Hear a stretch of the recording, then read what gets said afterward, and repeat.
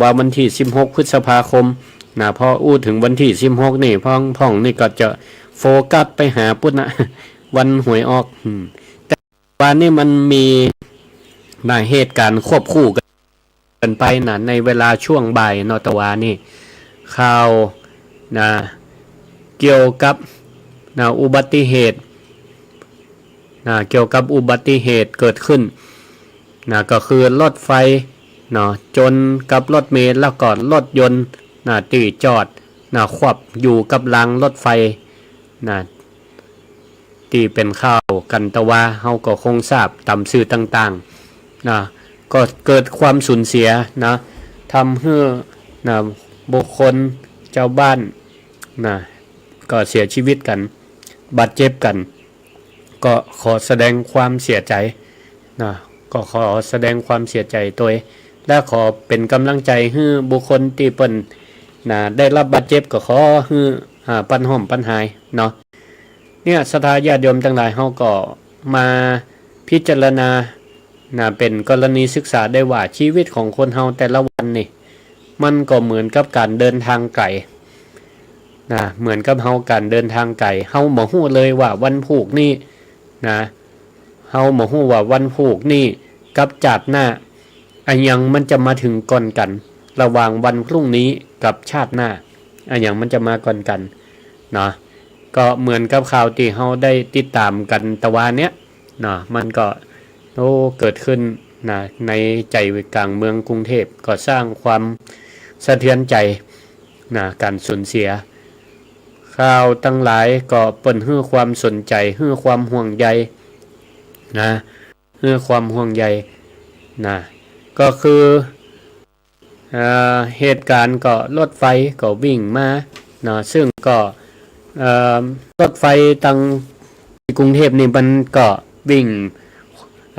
มีรางขวบรางแล้วก็มันก็ใจร่วมอู้กันง่ายว่ามันใจร่วมกับถนนรถยนต์เดี๋ยวขออนุญาตกำเนิด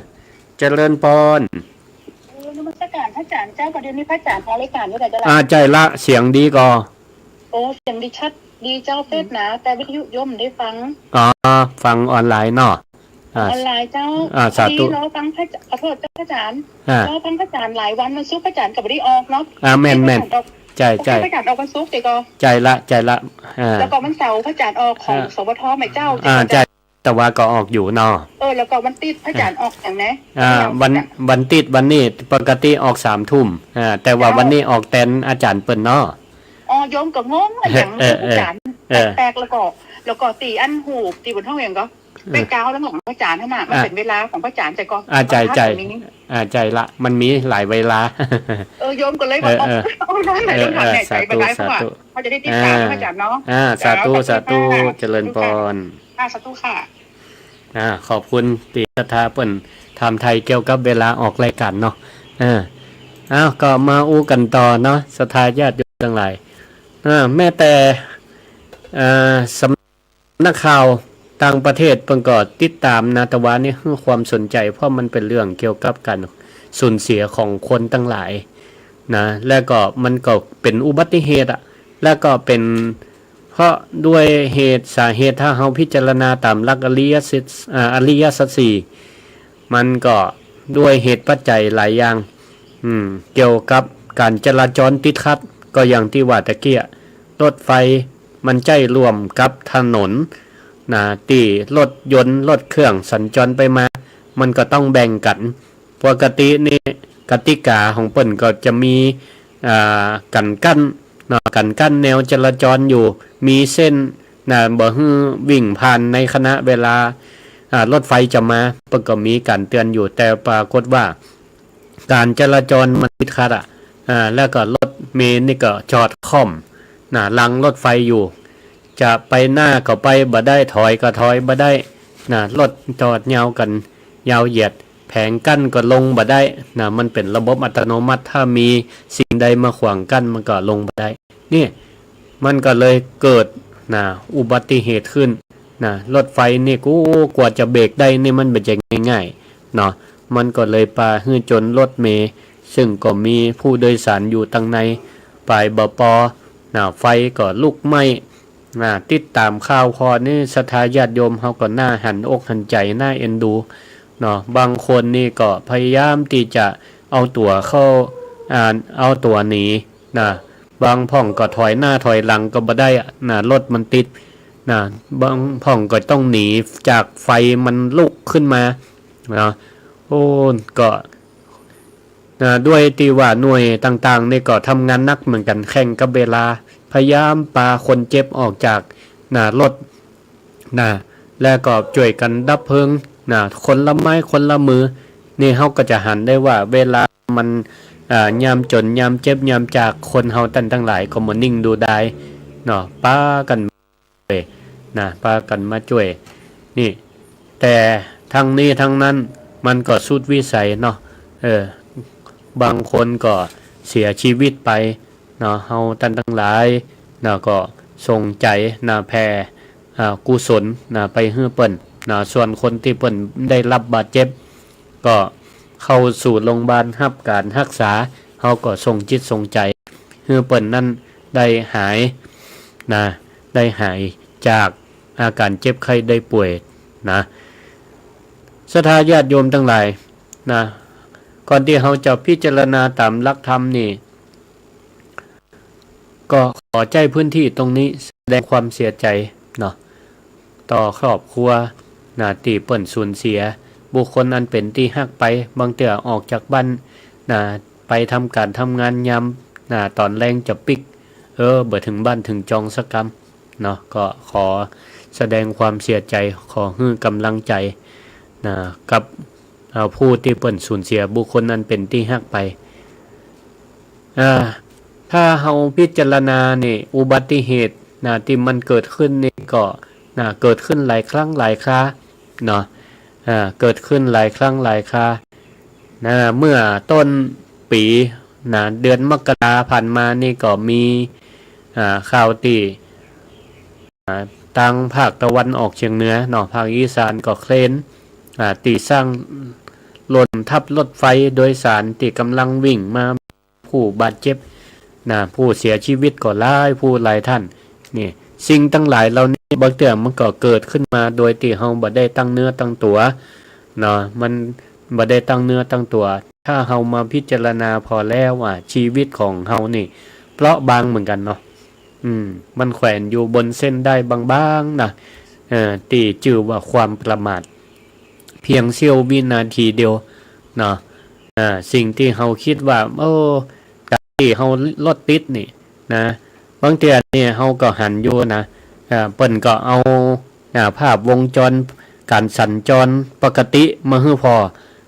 เวลาเหตุการณ์จะเกิดขึ้นแล้วเนี่ย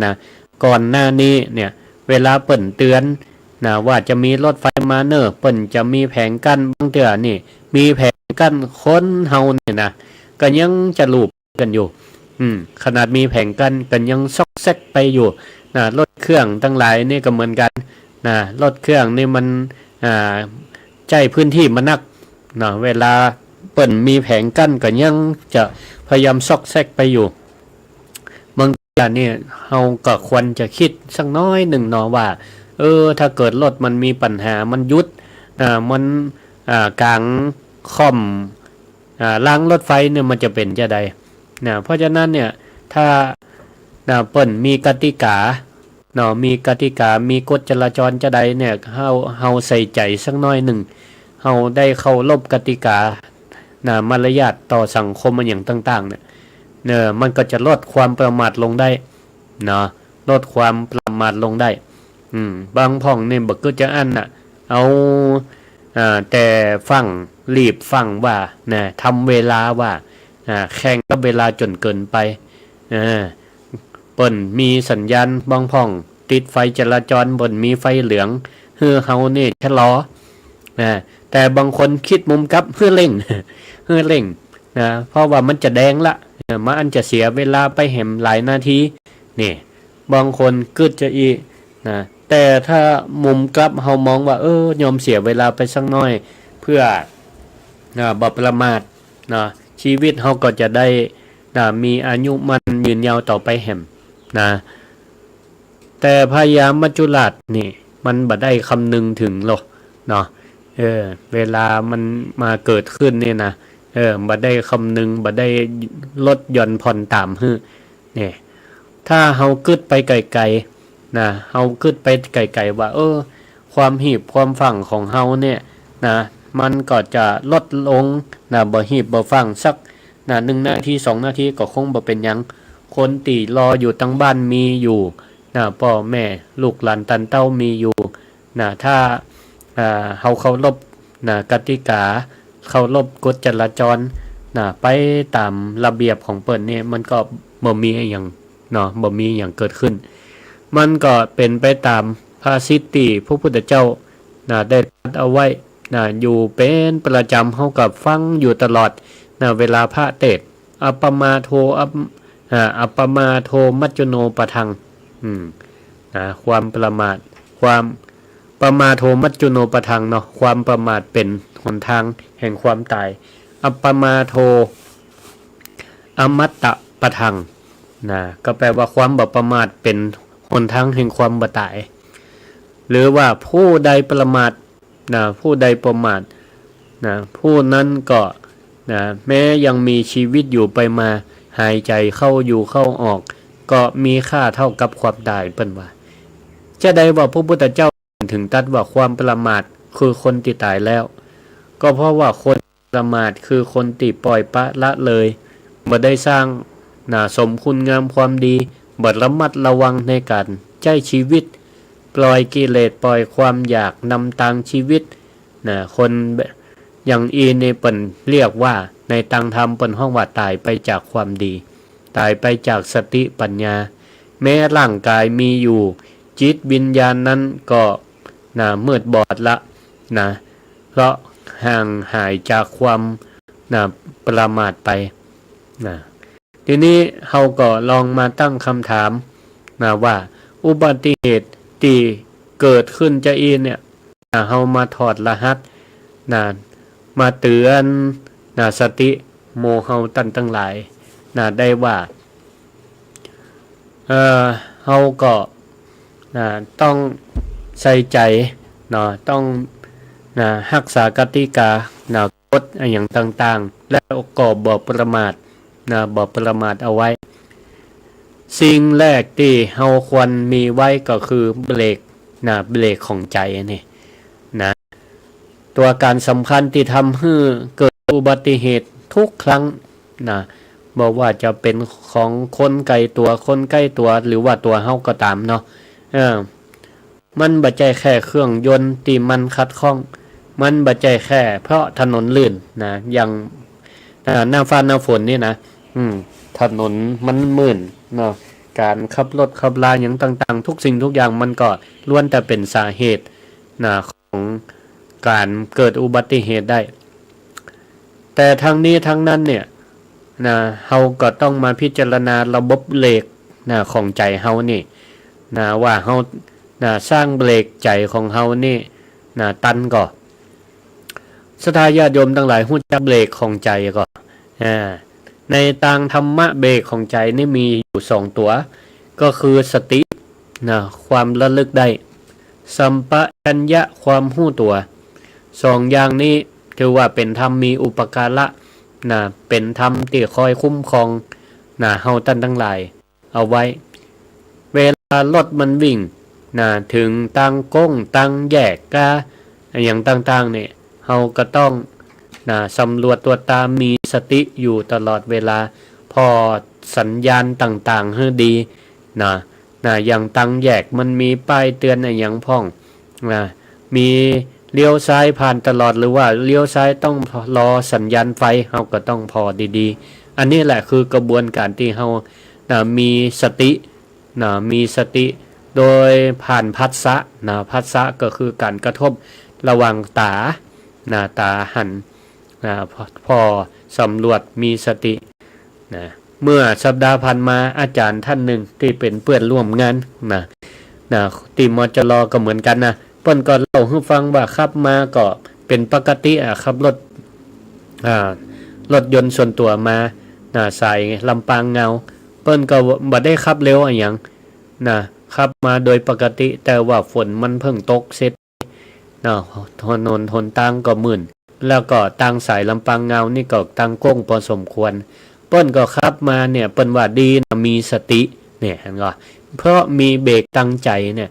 ปรากฏว่ารถหมุนรถหมุน2-3 รอบไปกระทบกับเฮาเกาะกลางนะเปิ้นก็ใจสตินะเปิ้นว่าเนี่ยเพราะความมีสติเนี่ยก็เลยทำให้รถบ่เป็นอะไรอย่างนักบ่ประสบอุบัติเหตุถึงการบาดเจ็บหรือสูญเสียชีวิตก็บ่ขึ้นเพราะอย่างเพราะเปิ้นว่ามีเบรกของใจที่เปิ้นมีอยู่ก็คือสติสัมปชัญญะ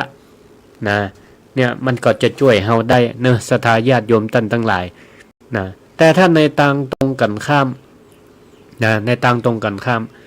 ถ้าจังหวะที่เฮาบ่มีสติเฮาขาดเบรกของหัวใจก็คือบ่มีสติขาดความประมาทความมักง่ายก็ดีถึงตั้งแยกตั้งก้งบ่พัดบ่พรตั้งแยกบ่พอป้ายสัญญาณจราจรหรือว่าบนท้องถนนมีเส้นสีเหลืองขาดอยู่ปกติเส้นสีเหลืองขาดอยู่กับสีเหลืองนี่เปิ้นจะมีไว้สำหรับทางเข้าออกศูนย์ราชการ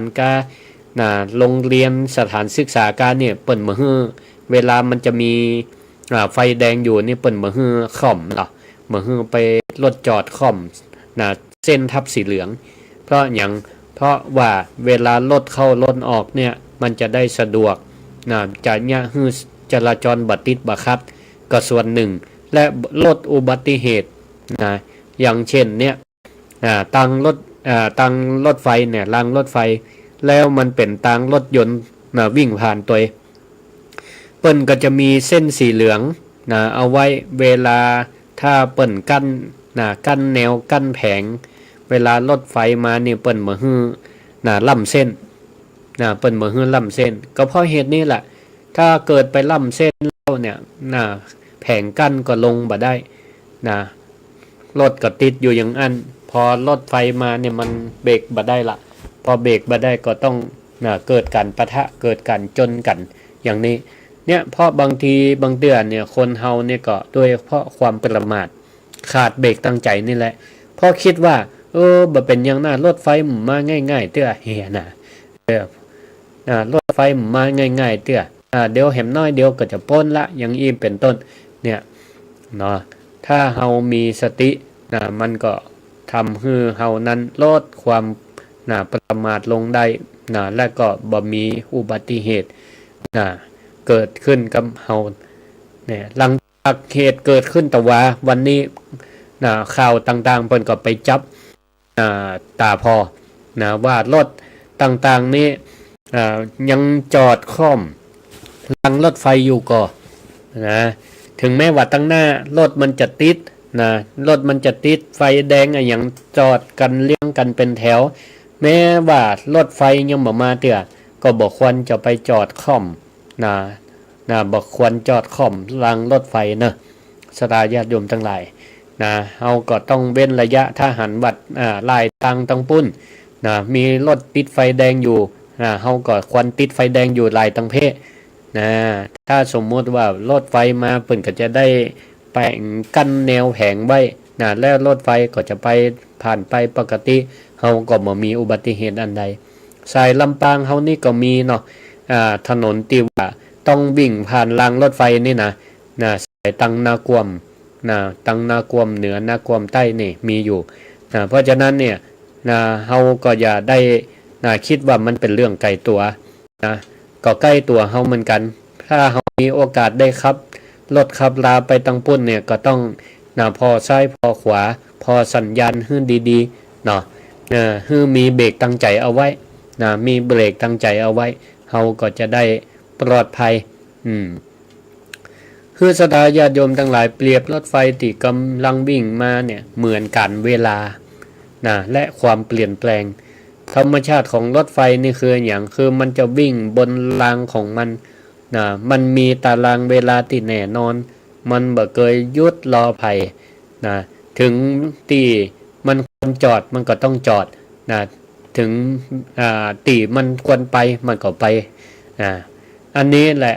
มันก็เปรียบเหมือนกันเวลาเนอะศรัทธาญาติโยมทั้งหลายรถไฟนี่เหมือนกันเวลามันกลืนกินสรรพสัตว์ทุกวินาทีเมื่อถึงเวลาความเปลี่ยนแปลงมาเยือนมันก็ปุ่งเข้าหาโดยบ่สามารถจะหลีกเลี่ยงได้ส่วนรถเมล์ก็เปรียบเหมือนรถเมล์หรือรถยนต์นี่ก็เปรียบเหมือนกับชีวิตและร่างกายของเรานี่แหละตีโลดแล่นในแต่ละมื้อแต่ละวันรถกันหนึ่งบรรทุกอะไรอย่างพ่องบรรทุกตัวเฮาบรรทุกคนตีฮักบรรทุกความฝันบรรทุกภาระหน้าที่การงานเอาไว้เต็มกันแล้วก็สัญญาณอะไรอย่างต่างๆเป็นเครื่องเตือนเนี่ยก็คือเสียงเปรียบเหมือนธรรมะเปรียบเหมือนธรรมะที่คอยเตือนเฮาอยู่ตลอดเวลาธรรมะนี่ก็คือสิ่งต่างๆเกิดขึ้นที่เฮาประสบพบเจอแต่ละวันล้วนเป็นธรรมะทั้งนั้นความเจ็บไข้ได้ป่วยความชราอาการต่างๆปวดหลังปวดเอวผมงอกตาฝ้าตาฟางร่างเต็มนี่มันส่งสัญญาณเตือนเฮาอยู่ทุกวี่ทุกวันนี่มันก็เปรียบเหมือนสัญญาณไฟกระพริบหรือเสียงวูดของรถไฟต่างๆมันก็คอยแจ้งเตือนเฮาอยู่ตลอดเวลาคนที่มีใจประมาทคิดว่าตัวเก่านี่โอ้บ่เป็นยังง่ายๆยังหนุ่มยังแข็งแรงดีอยู่ยังเก่งอยู่ก็เหมือนกับคนที่ประมาทคนที่ประมาทหลงละเลงอยู่ว่าคิดว่าบ่เป็นอะไรง่ายๆก็บ่ยอมสร้างกุศลคุณงามความดีสุดท้ายก็ต้องมาโดนมัจจุราชมาปุ่งมาจนเอายึดฆ่าเอาชีวิตไปก็เสียโอกาสที่จะได้สร้างคุณงามความดีเอาไว้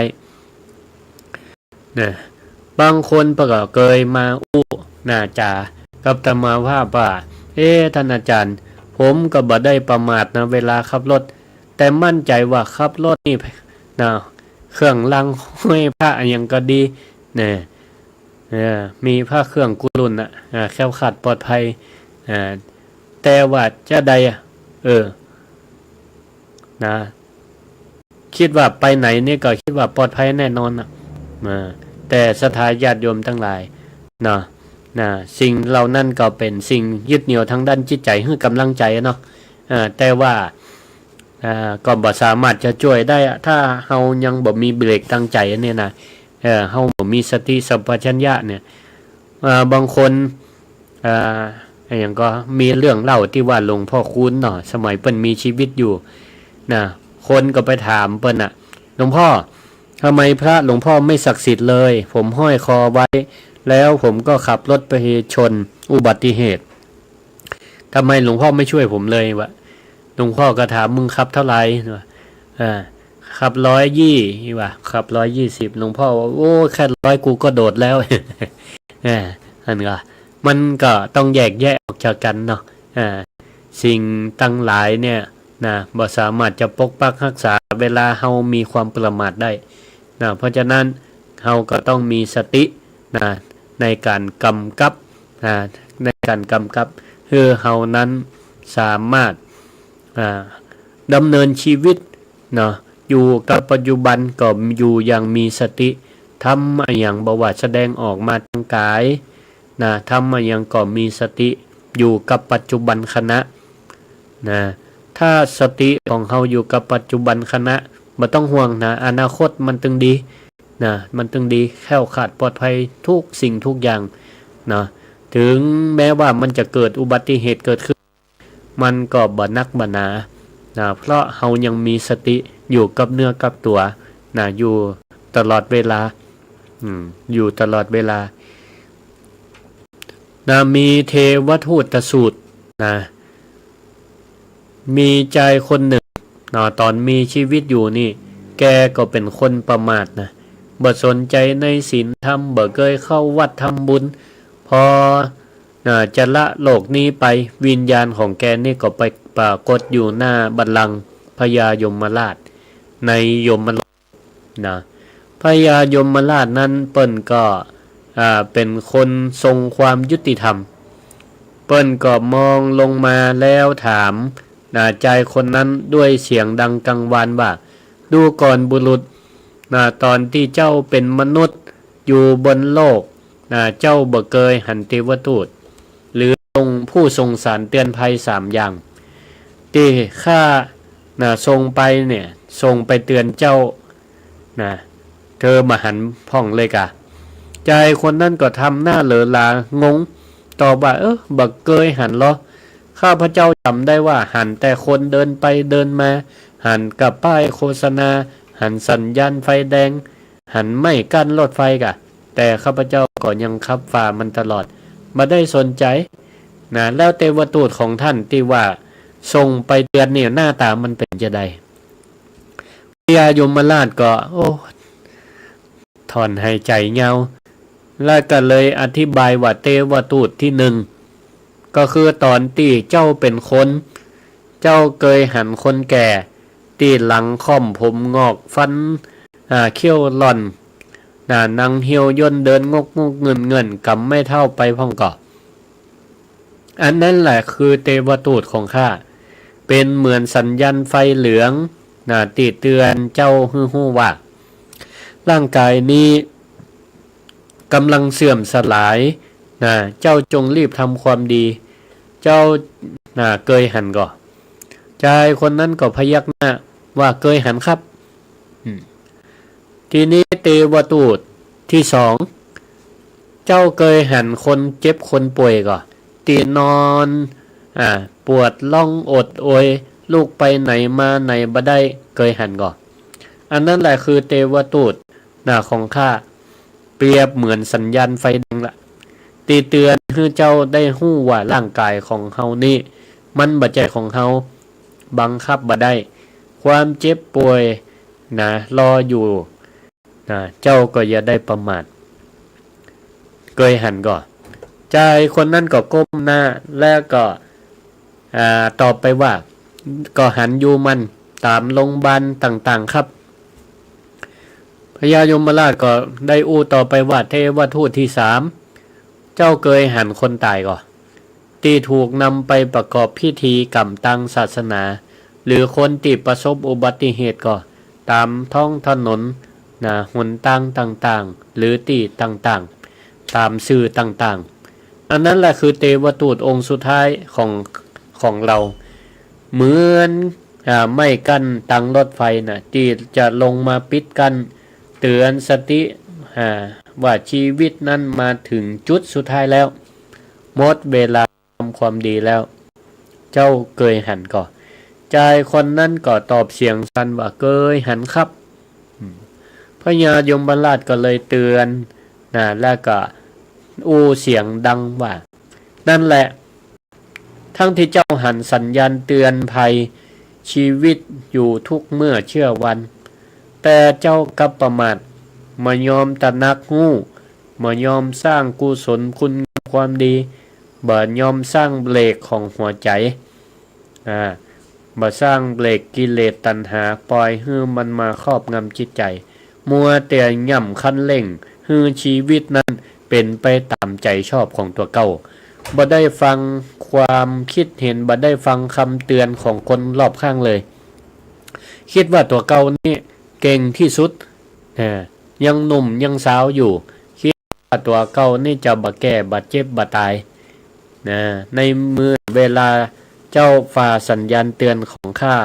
เจ้าก็ต้องรับผลของกรรมที่ได้ทำไว้นี่ศรัทธาญาติโยมทั้งหลายได้ฟังเรื่องนี้แล้วเฮาก็ได้ข้อคิดได้ว่า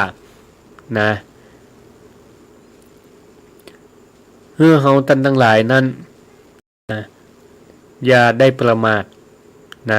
อย่าได้ประมาทรถทุกคันที่ขับมาถึงบริเวณนั้นถ้าเฮาพร้อมใจกันหยุดรอไม่ล้ำเส้น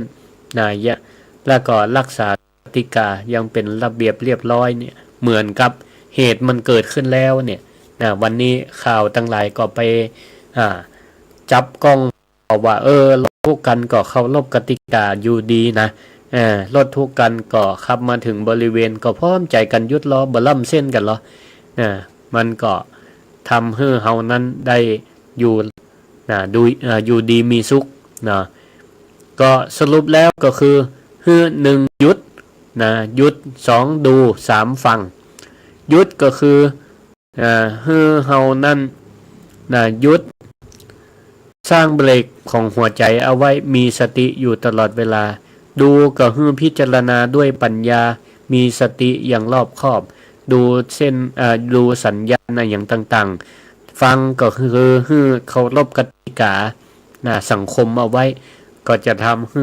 เฮานั้นมีความอยู่รอดปลอดภัยแล้วก็ได้อู้ได้จามาก็ใกล้จะหมดเวลาก็เปิดสายให้ศรัทธาญาติโยมที่ฟังรายการศิริธรรมกับเมืองนะโทรเข้ามารายการได้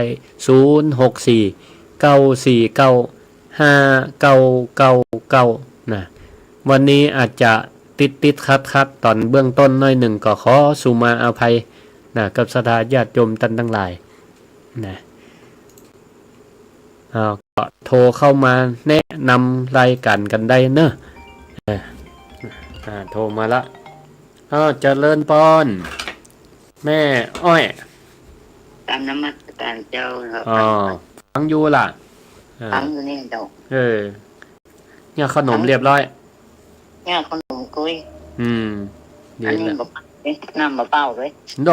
โอ้บ่ได้กินตัวกาเนี่ยบ่ได้กินตัวบ่ได้กินตัวละเนี่ยขนมแล้วดีเปล่าน้ำตาลขนมเนี่ยได้จะล้ำเนาะขนมธรรมะขนมปุกขนมใส่ใจไปตัวทำไปตัวบนผูกนี่ขายมดเชียงเนอะเชียงมดไหนดีละขอบคุณงานแกงเพชรนี่มันผูกมันเจ้าใส่อย่างไว้นี้หมดละมันผูกกับแกงไปขายอุ่นๆฮ้อนๆเนาะเจ้าก็แม่นไข่มาเนอเจ้าทำแล้วมาอยู่ดีมีสุขเจริญพรเจ้าศรัทธาแม่อ้อยหวังเหมาะก็เนี่ยกับข้าวไปขายใส่ใจไปตัวปรุงธรรมะไปตัวกับข้าวลำเจริญพรเจ้ากลับมาแสท่านพระอาจารย์เจ้าแม่อย่างก็แม่สุกแก้วแม่ศิลปนศิเตี้ยมันหงละปุนนะสาธุชัดเจนดีนะเจ้าสาธุขอบคุณหลายอันว่าถ้วยต้องซักชัดเจนไปเลยเด้อชัดเจนดีสาธุขอบคุณหลายเด้อต้นฟังกันนักกันหลายเด้อใช่ใช่นี่แหละเจ้าอนุโมทนาเจ้าสาธุเจ้าดีมีสุขเจริญพรสายต่อไปโทรมาได้เนอะตะกี้ไผ่บ่ได้รับสกรรมแม่พี่สมัยกะโชว์เบอร์อันโทรเข้ามาเจริญพรไปสายเจ้าแม่ทามันก่อนเจ้าแม่ทาเจริญพรฟังอยู่เนาะขึ้นได้ขึ้นสีขาวเจ้าสาธุขึ้นสีขาวแม่เป็นกำลังใจเด้อขอบคุณเนอะอยู่ดีมีสุขดูเจ้าเจริญพรเจ้าภาษาเจ้าแม่พี่สมัยสัตว์เจ้าฟังขึ้นใดวัดบรรพตเขานะเจ้าวัดบรรพตสถิตเนาะ106.5ชัดเจนดีเจ้าเข้ามาเอวแรงๆกันเนาะกะว่าเนี่ยเดี๋ยวก่อนเดี๋ยวมีจัดมาติดโตเนาะสาธุไทยไปมาจะทำเงินได้ไปสาธุวันนั้นก็ไปงานวันเกิดยายแก้วกะ19ได้ไปกิจกรรมเนาะตอนลูกอุตรดิตถ์มาวันไปส่งอย่างโหเนาะสาธุขอบคุณหลายที่โทรหากันเนอะอยู่ดีมีสุขเอาไว้ตาเจ้าขอบคุณศรัทธาญาติโยมพระจะโทรเข้าแฮมก็โทรได้เนอะขอบคุณสถานที่ติดตามรับฟังพ่องก็ฟังขึ้นสีขาวพ่องก็ฟังวัดบรรพตสถิตหลายที่หลายตังนะเดี๋ยวก็คือค่ำคืนนี้เดี๋ยวอาจารย์พ่อครูสถิตธรรมวิพัฒน์เนาะ ออกในช่วงเวลา3 ทุ่มถึง4 ทุ่มแล้วกันเนาะถือว่าแลกเวลากันถ้าได้ฟังครูบาอาจารย์ทั่วถึงเนาะกูผู้กูคนวันนี้ก็มาเกี่ยวกับการสร้างเบรกตั้งใจ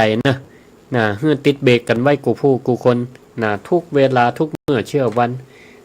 มีเบรกตั้งใจเอาไว้บ่นักก็น้อยติดเอาไว้มันก็จะเป็นเครื่องทำให้เฮานั้นมีสติมีสัมปชัญญะหูเนื้อหูตัวทำเหตุการณ์ปัจจุบันให้ดีที่สุดและอนาคตมันก็ถึงดีแล้วก็เนี่ยเป็นสิ่งที่ทำให้เฮานั้นมีอายุมั่นขวัญยืนได้สร้างเบรกตั้งใจไว้ก็ถือว่าได้ได้จากกันมาพอสมควรศรัทธาญาติโยมทั้งหลายท้ายที่สุดของรายการนี้ก็ขอฮือศีลฮือปอนศรัทธาญาติโยมทั้งหลายสิทธิกิจจังเกิดสั่งบ่ค้านสมใจกูด้านนาฮือได้ดังคิดสำลิดที่หนาตามพาธนาเงินคำกำแก้วไหลเคยมาเป็นทองผ่องแผ้วมีสุขเลิศแล้วดวงหาไทยสิทธิกำมังของดีมีใจสมมโนไมใฝ่คิดสิทธิเตจังอุดมเดชฤทธิ์ทั่วสารทิศมีคนสรรเสริญสักสูงยิ่งฟ้าเลิศล่าหงเหินขอฮือจำเลินแต่ตักสิทธิลาพังสิ่งยังชอบฮักฮือลุหลังอันไหลมางัวควายสิ่งทรัพย์จังมาวัฏฐาของในโลกาก็ฮือปันใดมโนนังนึกกึดได้ดังใจสมดังปอนใจตีได้ปันฮือตีอาตมาปันฮือขอลาก่อนละนายอยู่ดีมีสุข